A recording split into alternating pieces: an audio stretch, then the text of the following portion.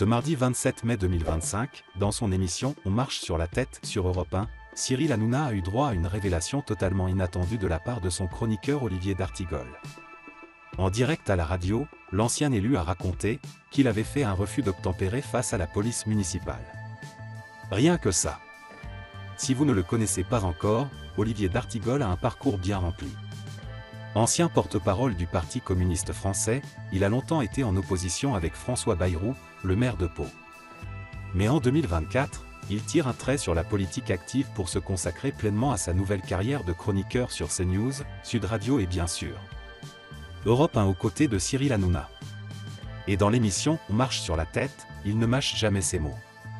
Mais ce mardi, c'est une anecdote personnelle remontant à 20 ans qui a surpris tout le monde. Sur le plateau, Olivier d'Artigol raconte un moment de tension vécu dans les rues de Pau. On était sur une place, la police municipale me disait de descendre, un autre me disait de remonter. À un moment, j'ai craqué. Je leur ai dit, coordonnez-vous, sinon on n'en sort pas. Et j'ai fait un refus d'obtempérer. Une confession qui a interloqué Valérie Benaïm, qui a aussitôt demandé des précisions. D'Artigol poursuit, sans filtre. J'ai poussé la barrière, j'étais énervé. J'ai dit, je passe. Mais ça date, c'était il y a 20 ans. Et le plus fou dans cette histoire? Il explique que le policier municipal aurait même affirmé qu'il lui avait roulé sur le pied. C'était faux, se défend-il immédiatement.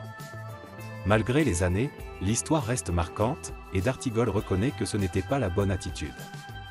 La police nationale m'a convoqué après. Ils m'ont dit, ce n'est pas à faire, surtout en tant qu'élu. Valérie Benaïm conclut avec humour, mais aussi un peu de sérieux. Tu as fait un refus d'obtempérer, ce n'est pas bien. Une séquence totalement imprévisible qui prouve, encore une fois, que chez Hanouna, tout peut arriver, même des confessions dignes d'un feuilleton.